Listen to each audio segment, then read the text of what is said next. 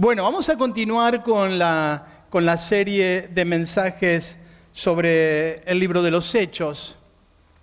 Solamente a modo de recordatorio, cuando me puse a preparar el mensaje, como ustedes saben, el mensaje no se prepara en un día, es toda una semana ahí meditando y agregando notas, y después el fin de semana o los últimos días se hace el pulido del mensaje.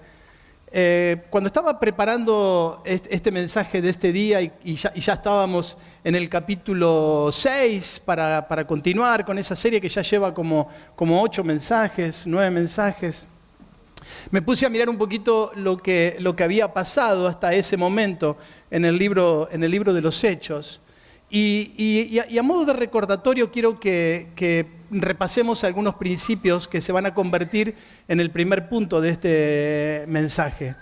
La palabra de Dios no es un libro de historias por conocer.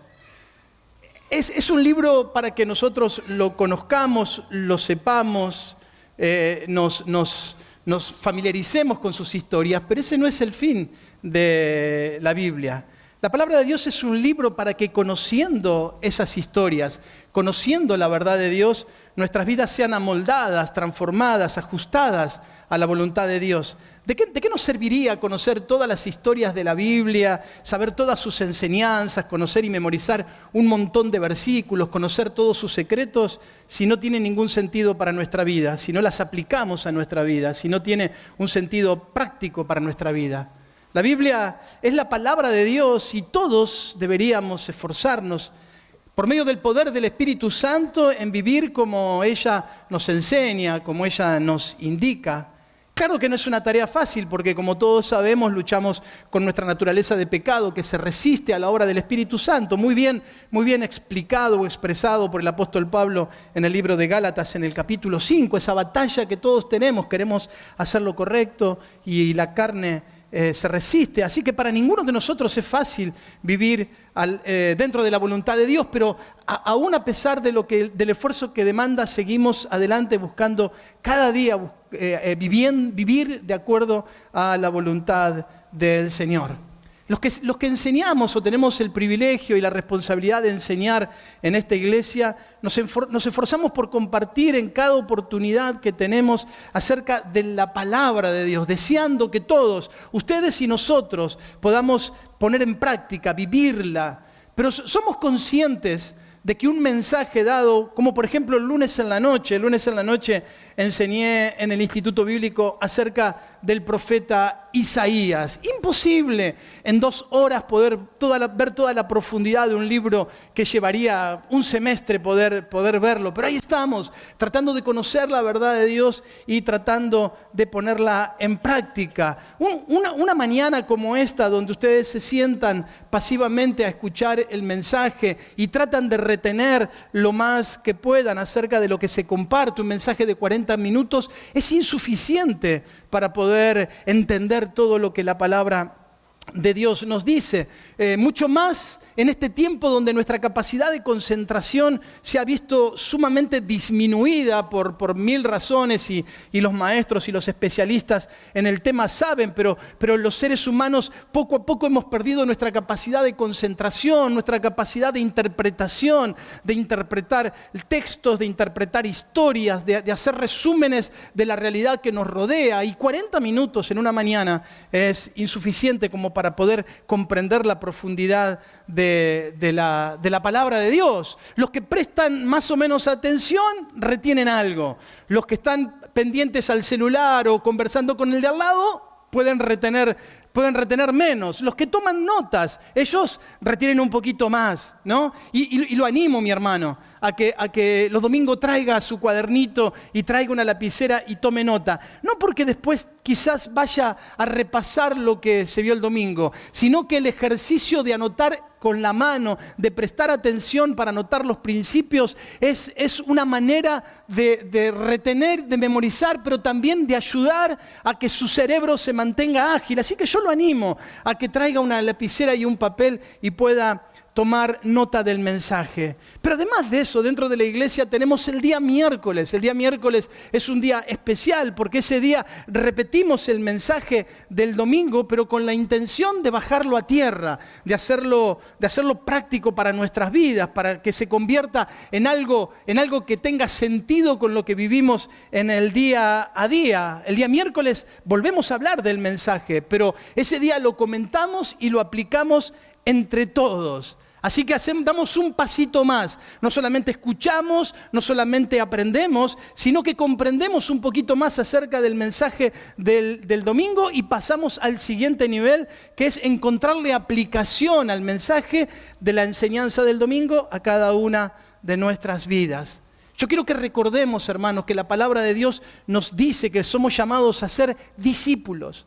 Por eso el apóstol Santiago dice, no sean oidores, sino hacedores de la palabra de Dios. Es decir, pongan en práctica lo que van aprendiendo. Y un discípulo es la mejor manera de expresar aquel que pone en práctica la palabra que su maestro le enseña. En este caso, la palabra de Dios por excelencia, con el propósito no solamente de afectar su vida, sino también de enseñarle a otros. Hoy vamos a continuar con la serie del libro de los Hechos. Pero yo quisiera volver a hacer una recapitulación de los capítulos anteriores para meternos en el capítulo 5 y poder ver un principio que se repitió a lo largo de 5 capítulos en este libro. Porque si miramos las historias de forma individual, podemos llegar a mirar los conceptos de forma inconexa, es decir, como que no tiene conexión una historia con la otra, pero como vamos a ver en esta mañana, son parte de un tejido hermoso que el Señor hizo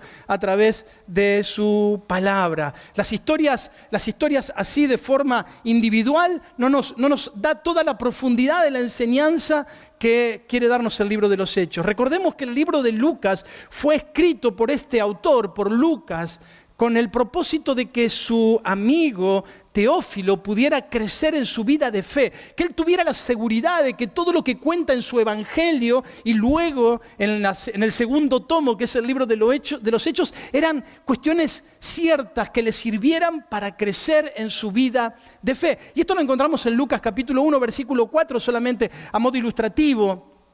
Dice que te escribo estas cosas, amado Teófilo, para que puedas estar seguro de la veracidad, de la certeza de todo lo que te han enseñado. Y de esta manera puedas crecer en tu vida de fe. Un libro para que pudiera Teófilo afianzar su fe y crecer en su conocimiento del Señor. Lo que vamos a encontrar en el libro de los Hechos como una cuestión constante es que en todos los momentos el que toma la iniciativa para hacer algo es el Señor. Que no es el hombre el que produce cosas, sino que el hombre responde a la iniciativa de lo que Dios hace. Dios siempre hace su parte y en respuesta a lo que Dios hace, nosotros tenemos que hacer nuestra parte. En los primeros capítulos del libro de los Hechos vamos a encontrar esta conducta repetida una y otra vez. Después de determinado evento o de determinada experiencia, especialmente con el Espíritu Santo, los creyentes tienen una reacción.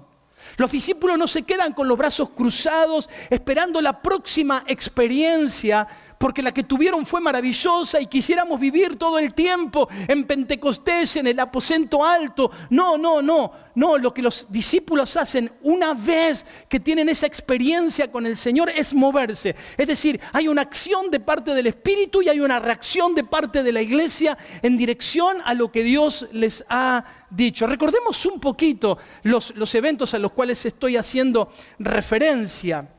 Por ejemplo, en el capítulo 1, el Señor les dice que no se vayan de Jerusalén, que esperen la promesa del Espíritu Santo, que recibirán poder cuando venga sobre ellos el Espíritu Santo. Capítulo 1, especialmente en su versículo 8. Y en consecuencia, la reacción de los discípulos es quedarse en Jerusalén porque hay una promesa. No se mueven, hay una reacción. Esperemos porque Dios o Jesús lo ha prometido. En el capítulo 2 están buscando al Señor, están esperando esa promesa y reciben de forma sorpresiva y poderosa la promesa del Espíritu Santo e inmediatamente comienzan a cumplir el mandato. Porque recordemos Hechos 1:8, que dice: recibirán poder cuando venga sobre vosotros el Espíritu Santo para que me sean testigos. Así que cuando ellos recibieron la promesa del Espíritu Santo, no perdieron el tiempo. Inmediatamente hubo una reacción de parte de ellos y se pusieron a ser testigos en el mismo Jerusalén para que lo que estaban escuchando pudieran escuchar el Evangelio. Hay una acción de Dios y una reacción. Dios cumple su promesa y los hijos de Dios cumplen su parte. En el capítulo 3 siguen los discípulos con esta responsabilidad. Ahí vemos el milagro del paralítico de nacimiento y la oposición de los religiosos. En este mismo capítulo vemos cómo siguen siendo testigos aún frente a los religiosos a costa de la posibilidad de perder su vida. Una vez más continúan con este propósito de ser testigos del inigualable poder de Dios. En el capítulo 4, llenos del poder del Espíritu Santo, vuelven a predicar de Jesús, aún estando bajo amenazas e intimaciones. Recuerdan que cuando son liberados van y oran y dice que el Espíritu Santo cae de nuevo y nuevamente son llenos del Espíritu Santo, y en su oración antes de que cayera el Espíritu Santo fue: Señor, danos coraje, danos valentía para poder seguir predicando tu palabra. Vos estás cumpliendo tu parte, nosotros queremos cumplir la nuestra. Queremos cumplir la nuestra, que es ser testigos en este mundo. En el capítulo 5, el último mensaje que tuvimos de la serie que predicó Carlitos hace 2 fines de semana atrás, vemos a Dios o al Espíritu Santo, si somos textuales en los primeros versículos del capítulo 5, cuidando a su iglesia, trayendo un juicio ejemplar sobre quienes quieren o querían estafarla, y nuevamente los discípulos responden llevando con fidelidad el mensaje del Evangelio. La secuencia es clara.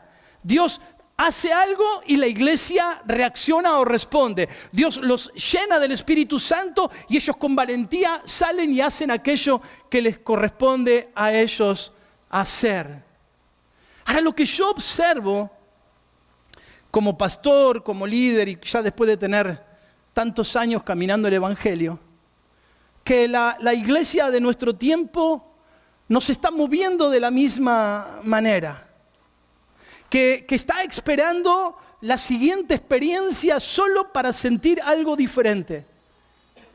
Nosotros no tenemos que ir de experiencia en experiencia porque ya tenemos el Espíritu Santo en nosotros. Cuando vemos el relato de los primeros capítulos del libro de los Hechos, en ningún momento los discípulos invitan a repetir la experiencia de Pentecostés. Yo no lo veo a Pedro, no lo veo al resto de los 12 diciéndoles al resto: ustedes tienen que vivir la misma experiencia que vivimos nosotros. Ellos dicen: no, las experiencias son personales y cada uno, de acuerdo a la voluntad de Dios, vivirá su propia experiencia, pero lo que sí todos tenemos que hacer es, de acuerdo a lo que Dios nos ha dado, ser testigos de Él en esta tierra.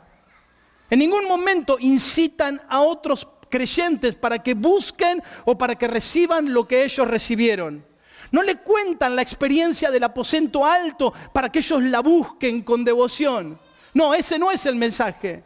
Pablo dirá más adelante en sus cartas: sean llenos del Espíritu Santo, pero sean llenos del Espíritu Santo no como una cuestión pasiva, sino sean llenos del Espíritu Santo mientras se van santificando, mientras van sirviendo, mientras van compartiendo el Evangelio, porque el cumplir el propósito de Dios es la tarea que nosotros debemos hacer. Inclusive esto lo podemos ver en los primeros convertidos. En el capítulo 2 ya lo vimos en mensajes anteriores. Había 3.000 personas que respondieron al mensaje de Pedro. Yo creo que todavía es tan inmediato el mensaje de Pedro, es tan inmediato de la experiencia de Pentecostés, que hasta creo que todavía algunos estaban en el éxtasis de lo que había ocurrido en ese aposento alto. Algunos quizás no pudieran hablar, algunos quizás todavía estaban con el olor a fuego de la llama del Espíritu Santo. Sin embargo, el mensaje de Pedro no es: tienen que vivir la misma experiencia. El mensaje de Pedro es: arrepiéntanse y entreguen su corazón al Señor. Tenemos que ser testigos, dice Pedro. Esta experiencia la vivimos para empoderarnos y poder ser testigos del poder de Dios. Vemos 3.000 personas convertidas y lo único que les pidió Pedro es que se arrepintieran, que se bautizaran y que vivieran de acuerdo al Evangelio, siendo ellos también testigos del poder de Dios. Cada uno de nosotros, mi hermano, vive sus experiencias con el Señor de forma particular. No hay una generalidad de experiencia. No hay una experiencia masiva que todos deberíamos de vivir. No, cada uno, de acuerdo a la personalidad que Dios nos ha dado, va a vivir su experiencia de fe. Algunos son más sensibles emocionalmente, otros menos sensibles, algunos son más rígidos, otros son más blandos, no importa, pero nuestra fe no está sustentada en las experiencias ni en las emociones. No se mide la espiritualidad en base a la experiencia. No podemos decir, uy, hoy qué culto hermoso, hoy sentí un montón de cosas, hoy sentí que Dios me visitó porque sentí un montón de cosas. Eso no tiene fundamento bíblico. Porque Dios está con nosotros porque Él lo ha prometido, no por lo que nuestro sistema emocional caído pueda llegar a sentir o a dejar de sentir. Tampoco significa que el día que vos venís a la reunión y no sentís nada, Dios no haya hecho algo en tu corazón. Que el día que venís y sentís que, hoy no sé qué pasó, pero no, Dios está haciendo algo en tu vida igual. Porque no tiene que ver con tus emociones, tiene que ver con lo que el Espíritu Santo de Dios está haciendo en la profundidad de tu vida. Hermanos amados, yo lo que veo alrededor del mundo y en los lugares donde Dios me ha permitido estar, una iglesia pasiva, millones de creyentes esperando o buscando la próxima experiencia, el próximo Pentecostés de forma pasiva. A millones de creyentes emocionándose cada domingo por lo que el Espíritu Santo hace, pero sin poder ni incidencia en el lugar en el que viven. Llorando, cayéndose y teniendo experiencias maravillosas, pero no cumpliendo el rol por el cual Dios o la razón por la cual el Señor les había dado esa experiencia. Necesitamos volver a recorrer la Biblia con ojos de alumno, con ojos de discípulo, y dejar que la palabra de Dios nos enseñe y nos hable, no como eventos aislados que ocurren en determinados momentos históricos, sino como toda una historia de lo que la Biblia o la palabra de Dios quiere enseñarnos. Necesitamos llamar a las cosas por su nombre y no inventar nombres para poder llamarlas. Esta semana en el grupo pequeño de Cruz de Caña hicimos un ejercicio. Le pedí a los hermanos que estábamos presentes ahí en el grupo que definieran qué era para ellos o cómo podían percibir que una persona estaba llena del Espíritu Santo. Cómo ellos podían decir, esa persona es una persona llena del Espíritu Santo. La definición que dieron los hermanos fue magistral, fue excelente, porque su definición la centraron en la vida que esa persona vivía. En el compromiso con Dios, en su conducta moral, en su conducta con su familia, en su vida fuera de la iglesia, en el servicio dentro de la iglesia, en sus hábitos, en cómo compartía su fe con los demás sin temor. A ninguno se le ocurrió decir que alguien lleno del Espíritu Santo era alguien que hablaba en otro idioma, o alguien que se caía en los cultos, o alguien que hacía milagros. No, nada parecido. El que es lleno del Espíritu Santo se refleja en la manera en la que vive su vida de fe, una vida de obediencia y una vida de integridad. Por eso la llenura del Espíritu Santo se ve en la conducta, en la piedad y en el compromiso de los individuos y no en las experiencias emocionales que pueda llegar a tener esta persona. Hermanos amados, no nos dejemos engañar. No nos dejemos engañar. El peligro de correr detrás de lo novedoso o llamativo puede poner en serio riesgo nuestra fe. Porque tenemos serios problemas cuando llamamos poder del Espíritu Santo o unción de Dios a cualquier cosa que no tenga respaldo en las Escrituras. Ya sea por la elocuencia del predicador, o porque nos hace sentir bien, o porque suena lindo, o por cualquier otra cosa que surja de algo que no está en las Escrituras. Esta semana que pasó, ¿se acuerdan que hace algunos domingos atrás hablé acerca de lo que sucedió en Resistencia, ¿no? Y yo le dije, ahora va a haber que aguantarse el chubasco.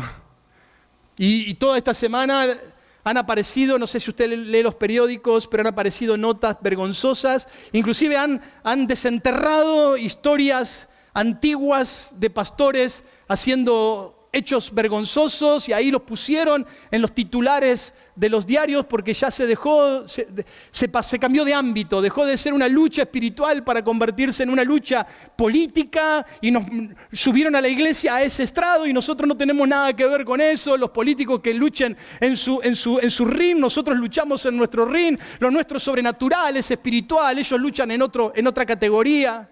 Pero ahí están, la iglesia, y cada oportunidad que tienen sacan a relucir eventos o hechos vergonzosos de la iglesia del Señor y de pseudos pastores o pseudos profetas.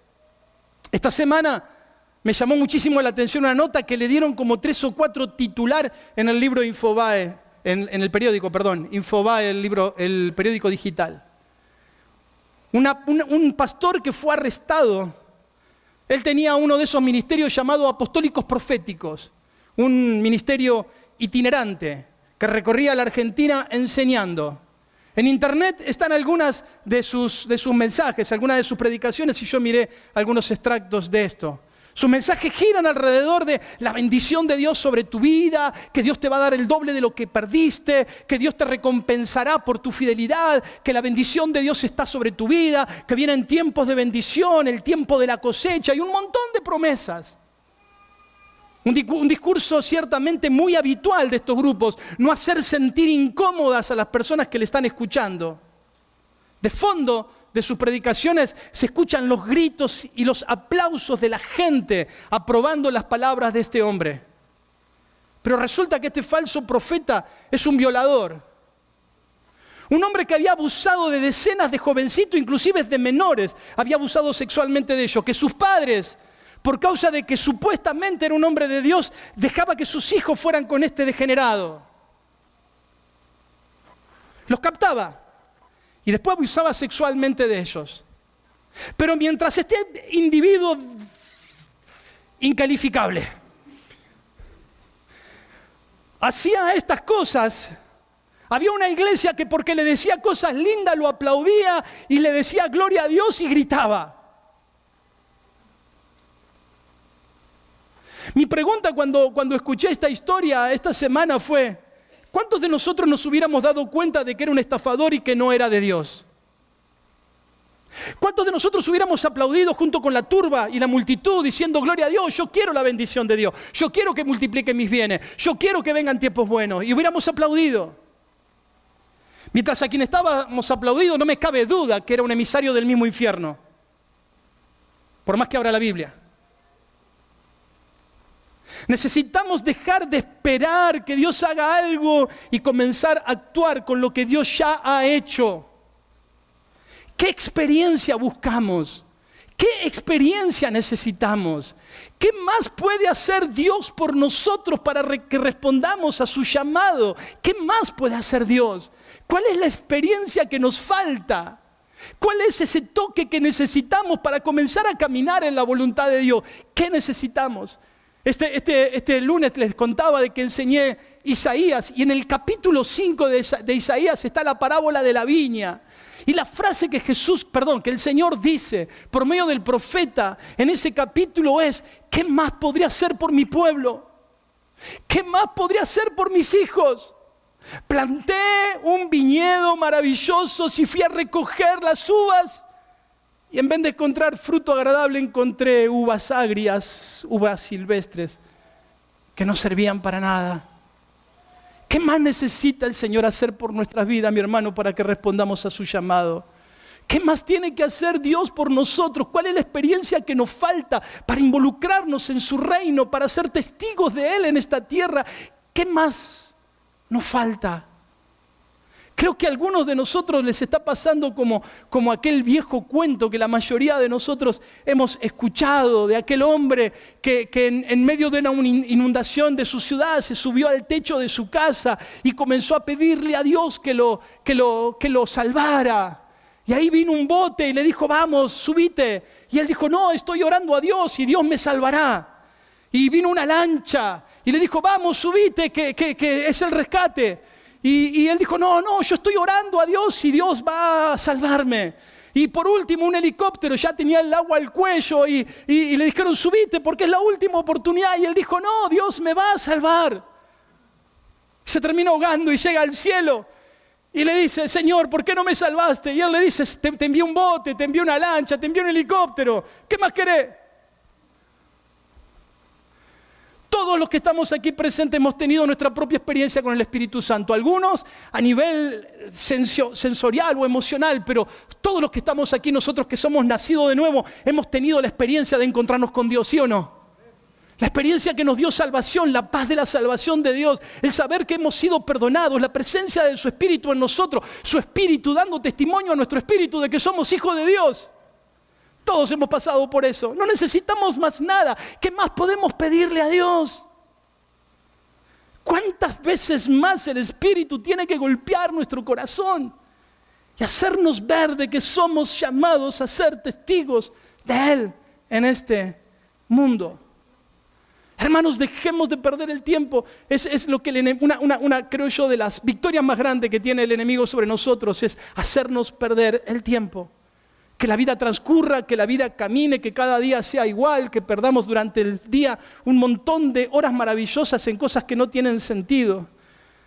Dejemos de esperar que Dios haga lo que ya hizo. Dios ya nos dio su Espíritu Santo. Él habita en nuestra vida, en nuestras vidas. No hay que esperar más. La plenitud del Espíritu Santo de Dios está en nosotros para que respondamos. Él hace la acción y está esperando nuestra reacción y está esperando que nosotros nos movamos para ser testigos de Dios en esta tierra. Claro que a lo largo de nuestra vida de fe vamos a tener múltiples experiencias y encuentros especiales con el Espíritu Santo. Será en una reunión que vengamos de domingo y sentís que Dios te está hablando.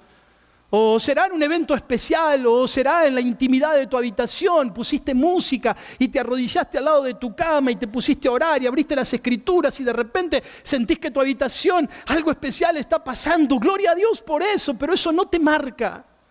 Lo que te marca es lo que Dios ya hizo en tu vida, la acción de Dios sobre tu vida, dándote vida eterna y esperando tu reacción. ¿Qué es lo que espera el Espíritu Santo de nosotros? ¿Qué es lo que espera Dios de nosotros? Lo que aquellos hicieron, ni más ni menos. Lo que los discípulos hicieron después de la experiencia de Pentecostés. Lo que la iglesia ha hecho a lo largo de toda la historia. Mi hermano, si no hubiera habido alguien que responda al llamado de Dios con fidelidad, lo más probable es que vos y yo nos hubiéramos perdido por la eternidad en el infierno. Si alguien no te hubiera hablado de Jesucristo, si alguien no hubiera tenido la valentía de invitarte a la iglesia, si alguien no se dedicara a enseñarte, tu vida estaría perdida. Alguien ya lo hizo, alguien reaccionó frente a la acción del Espíritu Santo sobre su vida. ¿Qué es lo que tenemos que hacer en este tiempo? ¿Antes que el Señor venga o antes que el Señor nos lleve? Compartir el Evangelio. Simple. Compartir el Evangelio con otros. ¿Qué más? Bueno, de acuerdo a lo que leemos en estos capítulos y lo que vamos a seguir leyendo en los capítulos siguientes, resistir las agresiones de este mundo con valentía, porque al mundo no le caemos simpáticos. No somos simpáticos para la gente sin Dios y no significa que andamos todo el día señalando el pecado de los pecadores porque somos más santos que el resto. No, pero en nuestra vida que no decimos malas palabras, que somos fieles a nuestras esposas, que no nos involucramos en conversaciones deshonestas, incomoda a los demás. Resistir con valentía las agresiones de este mundo. Tercero, resistir con firmeza los ataques espirituales del reino de las tinieblas.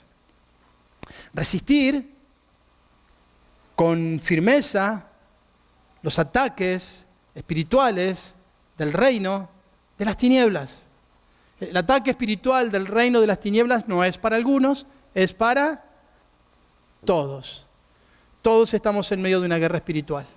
De hecho, lo iba a decir un poquito más adelante, pero como no sé si llego con el mensaje. Pero los 21 días de ayunos que vamos a tener a partir de, no mañana, sino del próximo lunes, vamos a tener 21 días de ayuno, cerrando en la noche, como venimos haciendo cada vez que tenemos días de ayuno, cerrando en la noche con una reunión de 1 hora, donde vamos a estar orando, donde vamos a estar cantando al Señor, donde vamos a estar meditando brevemente en un mensaje, pero por sobre todas las cosas orando e intercediendo. En esos 21 días vamos a tener 4 mensajes, es el del domingo siguiente y de los otros 3 domingos. Vamos a hablar acerca de la guerra espiritual en el libro de los Hechos. Vamos a ver cómo el enemigo intenta detener el crecimiento de la iglesia. Vamos a ver cuáles son las armas que tenemos espirituales para nuestra batalla. Vamos a ver cuál es la reacción que debemos de tener frente a los ataques del infierno. Así que prepárate porque no vamos a hacer una pausa, sino que vamos a saltear algunos capítulos para ver este tema en general durante 4 domingos, la guerra espiritual en el libro de los Hechos. Así que resistiendo con firmeza los ataques espirituales del reino de las tinieblas. ¿Qué más? Resistiendo y corrigiendo los ataques internos, lo que ocurren en nuestro interior, en nuestro ser interior, pero también los que ocurren en el interior de la iglesia.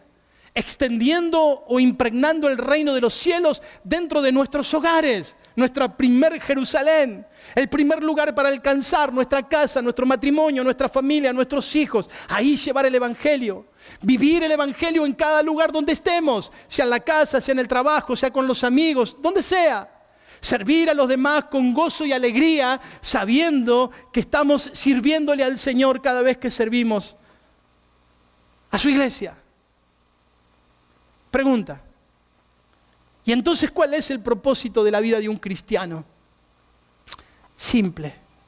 Darle la gloria a Dios con toda su vida. Con toda su vida. Con todo lo que es, con todo lo que tiene. Darle la gloria a Dios con su vida entera. Eso es ser cristiano. Amarás al Señor tu Dios con todo tu corazón, con toda tu alma, con toda tu fuerza, con todo tu entendimiento, y a tu prójimo como a ti mismo. Así que, mi hermano, no esperemos la próxima experiencia, no esperemos el próximo evento, no esperemos la próxima vez sentir algo. Comencemos a ser obedientes con lo que hoy somos y con lo que hoy tenemos. Hablemos del Señor sin temor, aunque creamos que no tenemos mucho para decir o mucho para dar. Porque yo te aseguro que si sos hijo de Dios, si el Espíritu Santo de Dios mora en tu vida, sin duda que tenemos mucho para darle a las personas sin Dios. Tal vez no tengamos un reflector para alumbrar, pero te aseguro que tu pequeña luz es suficiente como para alumbrarle el camino a los que caminan en esta tierra sin Dios. Ahí, los que están cerquita, los que están cerca de tu corazón. Iba a predicar del capítulo 5, versículo 12 hasta el final, pero no lo voy a hacer porque ya avancé demasiado. Yo sabía que esto iba a ocurrir, porque todo esto fue algo que el Señor me dio en los últimos días de la semana y que derrumbó el mensaje que tenía preparado para hoy. ¿Estamos bien? Bueno, usted téngame paciencia. Claro que es maravilloso desear ser llenos del Espíritu Santo. Claro. El domingo pasado recibimos un mensaje hermoso de parte del pastor Alberto, que nos desafiaba nuevamente a lo mismo, ser llenos del Espíritu Santo. Es maravilloso tener ese deseo en el corazón, es maravilloso. Señor, lléname de tu Espíritu. Pero que no sea una actitud pasiva, porque ¿qué es lo que estoy esperando? Sino que sea una actitud activa. Señor, sorpréndeme mientras camino en tu voluntad, mientras hago tu voluntad en la tierra, mientras predico el Evangelio. Señor, yo espero que un día de esto me sorprendas y me llenes aún mucho más de tu presencia, pero no de forma pasiva, sino mientras camino en tu voluntad. Ser llenos del Espíritu Santo para ser testigos del Señor. De nuevo, el mismo principio.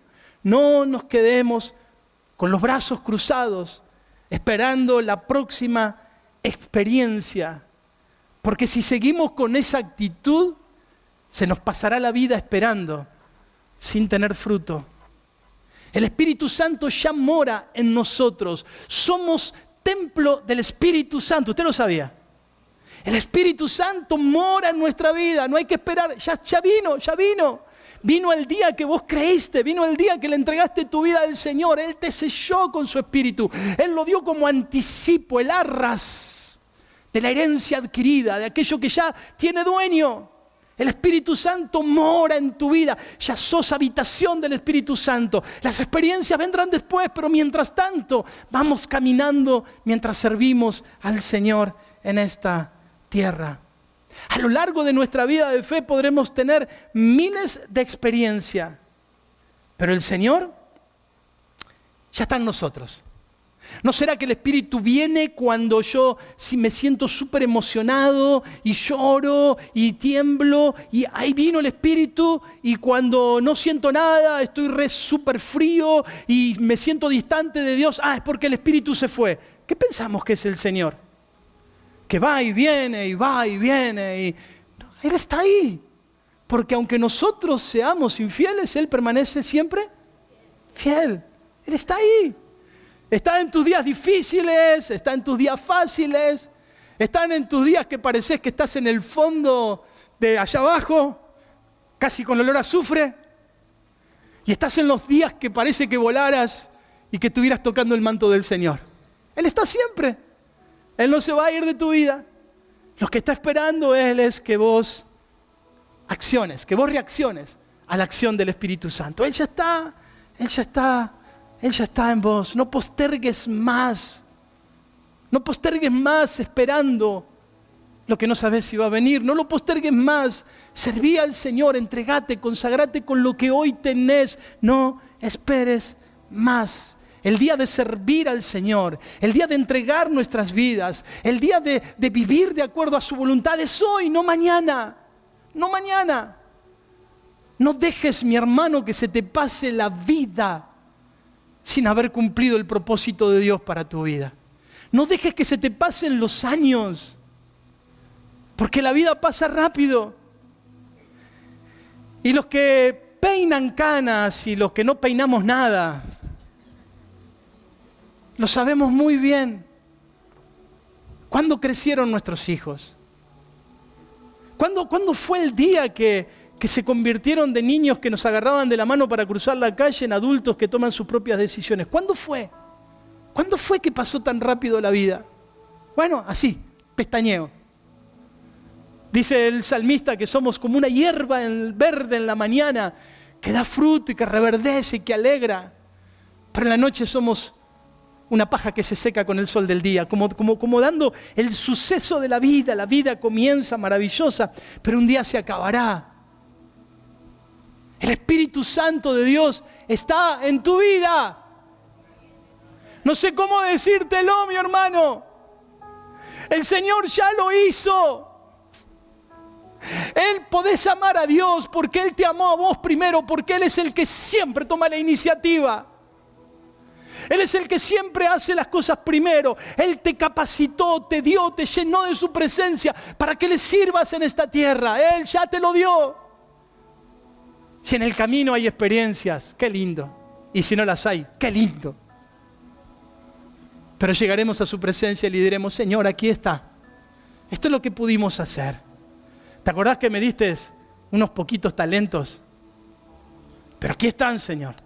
Los usé a full, porque quise vivir mi vida para la gloria y la honra de tu nombre. El principio que se repite en estos primeros capítulos del libro de los Hechos es Dios haciendo y sus hijos reaccionando. Dios haciendo y sus hijos moviéndose. Dios ya lo hizo en tu vida. ¿Qué es lo que toca ahora? Movernos. Movernos en la voluntad del Señor. Amén. Ponete de pie. Te debo medio mensaje.